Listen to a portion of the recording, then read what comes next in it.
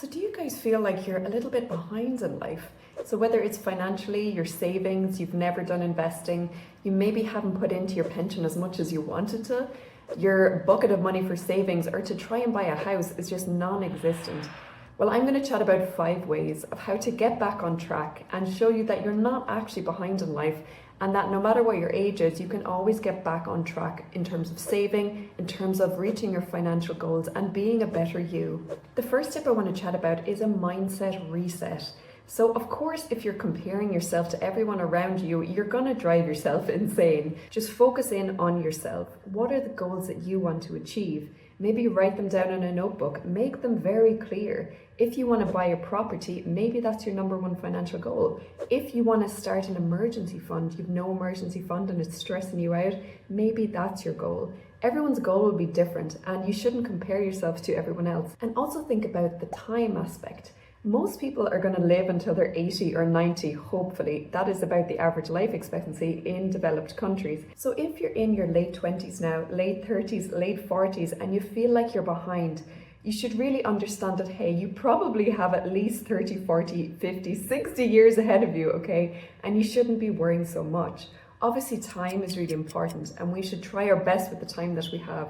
So if you haven't got into investing, for example, and you're freaking out because you've heard about compound interest, and time in a market or time with savings is always the best because compound interest will grow over time the more you leave it in there, you shouldn't worry too much. And maybe you've never even done investing before and you don't know where to start.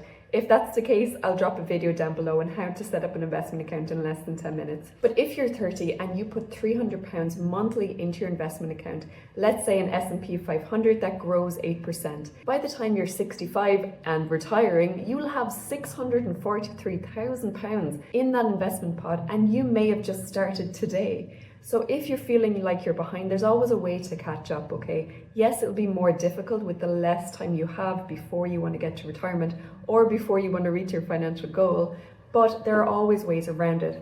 I'll drop this compound interest calculator in the description below. I use it all the time and it's such a lifesaver if you want to play with different scenarios. You know, if I save this amount every month, what will that give me in 10 years' time? Or if I change my interest rate, how much will that differ in my savings? It's honestly really useful and I really recommend that you guys use it. The second thing is to reevaluate your financial goals. Now, it's very hard to know where you're going to go in the future if you don't know where you are currently. So what I recommend is for you to download your most recent bank statement of the month, okay?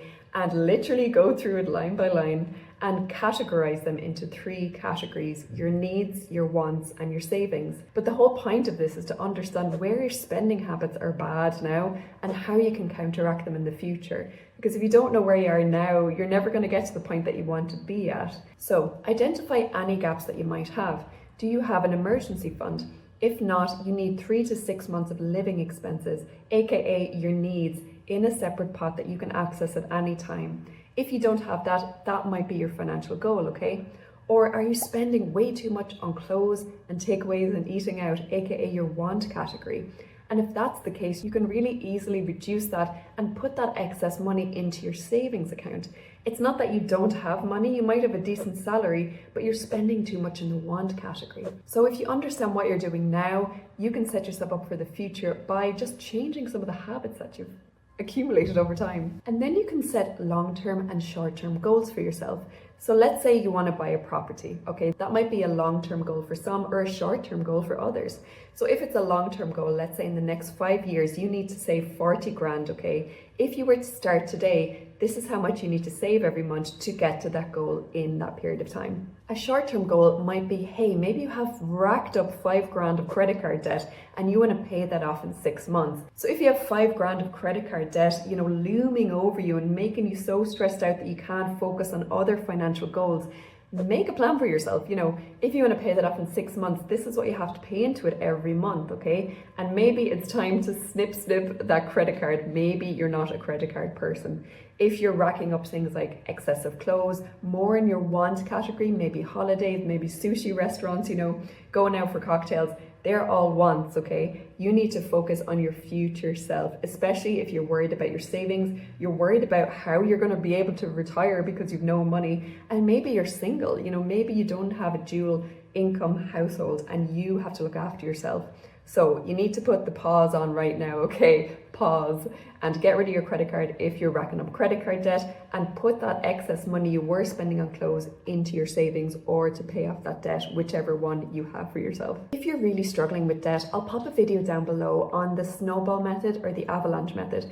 And these are two ways that you can pay off debt really quickly and to focus on it and just get it done. Maybe it's student loans, maybe it's credit card debt. Now, those are the key ways to pay off debt. It depends on the person. If you want some quick wins, the snowball method is best because you're focusing on the lowest balance first. Or if you want to pay less interest over time and you just want to get it done, okay, the avalanche method is best because you're tackling the one that's accumulating the most interest quicker. So the next tip I want to talk about is focus on increasing your income. So maybe you feel like, hey, your salary is not covering your needs, your wants, your savings, and you just feel really let down by yourself or stressed out that there's not enough money. So maybe your costs aren't the problem, maybe it's the income that's the problem, okay? It's always a balance of those two things. So if you feel like you need more income, go out there and get some income, whether it's working on your career so that you train yourself more, so that you will be more in line to get that promotion and get more money. Maybe you've been in your company for 10 years or 5 years or even 3 years, okay? Maybe you need to move elsewhere to get a better salary. Look at what your job role is paying in the market in the city that you live, okay? And if you're getting paid 40 grand a year in the UK, for example, but you notice the market rate for that role is about 55k, maybe you need to look elsewhere and look for another company who's gonna pay you the market rate. Or if you feel like you really love your job, of course, sit down with your manager and highlight, hey, I've been able to achieve these things for the company and make this amount of money with these clients. Can you or can the company reevaluate my salary to be in line with the market? There's no harm in asking and see what they say. Otherwise, you may just want to look elsewhere. But don't let age put you off if you feel like you're very much behind in your career. Someone like Vera Wang, who designs the most amazing wedding dresses, she didn't become successful in her field until she was 40 years of age. But now she's still one of the most renowned designers for wedding dresses. And now she's well into her 70s. She's 75 now. So yes, time is always a factor, and it's always on our mind that we're running out of time. Okay, everyone is. But someone like Vera Wang or someone like Stan Lee, the creator of Spider-Man comic books, they didn't get successful until their 40s, 50s, 60s, okay? So there's always time there if you put the work in. Maybe you had a different circumstance to the person you're sitting beside at work, okay? Maybe you grew up in a way that you weren't surrounded by wealth and you had a lot of money issues in your family, okay? That shouldn't hinder you as an adult. So once you understand that, you can take the steps to better yourself and to put the things into place to A, pay off debt, or achieve the financial goals that you really want for yourself. The fourth thing is understanding your time and to use it wisely. So are you the type of person when you get home at 5 o'clock from work, you're sitting there on the couch watching Netflix for the next 4 hours before you go to bed? Are you doing this every evening? I read a quote recently that said, opportunity favors those who are prepared. So if you're not prepared for change, it's never going to happen, okay? So you're in control of your life. If you're sitting there on the couch when you could actually be maybe reading about a new topic, maybe you're educating yourself after work, even learning a new skill, like you could play the guitar and learn that, and maybe down the road you might feel like, hey, maybe I want to sell guitar lessons and, work with kids. If you're not creating in the spare time rather than consuming all the time, your brain is just going to get so muddled up by being trapped in the social media world or Netflix world, okay? If you start to create with that time, even if it's enjoyable things like, music, learning an instrument, learning about gardening, it doesn't have to be something you have to monetize. It's just about helping your brain understand that there's a lot of time in this world and you can learn new things with that time. And yes, if you are down on income, of course, use that time to, build up a little pot of money here and there. You could take your neighbour's dog for a walk for £20 an hour. You could sell your excess clothes on Depop and eBay and get a few £100s there. You could sell that furniture that you never sit on Facebook Marketplace and get £300 because you paid a lot for it.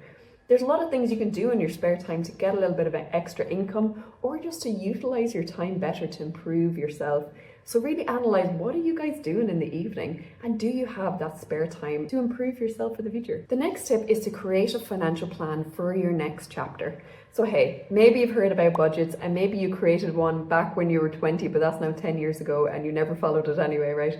You need to sit down with yourself and make a realistic one. Use the 50-30-20 rule, of course, to kind of set like a basic budget for yourself. If you're overspending on your needs or if you're overspending on your wants, you need to write it all down first to understand where are you now and how can you improve upon it in the future, okay? Budgets don't have to be scary. They just help you put boundaries in place so you're not overspending on stuff and feeling guilty afterwards, okay? If you take small, actionable steps, it's a lot more helpful and easier to digest than just going cold turkey altogether. Like, let's say you do have a shopping habit and you're spending £600 a month. If you put in your budget £0 for clothes, you're never gonna, do that, okay? You gotta make it realistic for yourself.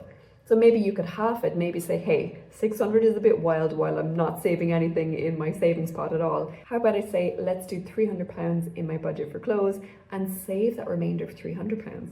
And as time goes on and as the months go on, you reduce that clothing budget to maybe £100. And maybe eventually you're like, hey, I've got so much clothes here, I don't need to buy more every month, and you'll reduce it down slowly like that. If you do things that are too severe, you're never gonna do them. Let's be honest with yourselves here. So having a super strict budget is not gonna help you out. Having a more realistic one and something that you can actually achieve and tick off little wins for yourself will be a lot more helpful. And you guys should really monitor and adjust regularly. So everybody changes, maybe in 2 years' time, you might have a family that you don't have now. Or maybe in 3 years' time, you're like, hey, I don't want to live in a city anymore. I want to live in the countryside. So you might have different financial goals as you grow and as you evolve. So it's never too late to keep adjusting your financial goals, okay? It's okay, things change, that's life. But if you're honest with yourself and you make a plan, it's a lot more easier to achieve those, okay, when you make it actionable. Don't be so hard on yourself, okay? If you're later on in life and you feel like you're behind, being very negative towards yourself is only going to bring you down further. You got to be your number one cheerleader, okay? And have some self-dignity, some self-respect for yourself. It's going to be okay. If you're telling a lot of negative things to yourself, you're only going to beat yourself down further and it's not going to help you at all, You got to be sensitive to yourself. If this was a close friend coming to you saying, hey, I feel like I'm really behind in life, you wouldn't start saying a load of negative things like, oh my God, you're a loser. How could you be so far behind in life? You would never do that. So you shouldn't do that to yourself as well. You got to be kind, okay? So if you found this video useful, I'll pop 2 videos here which have a similar theme and hopefully they'll be useful on your journey. Okay, thanks guys. See you soon. Bye.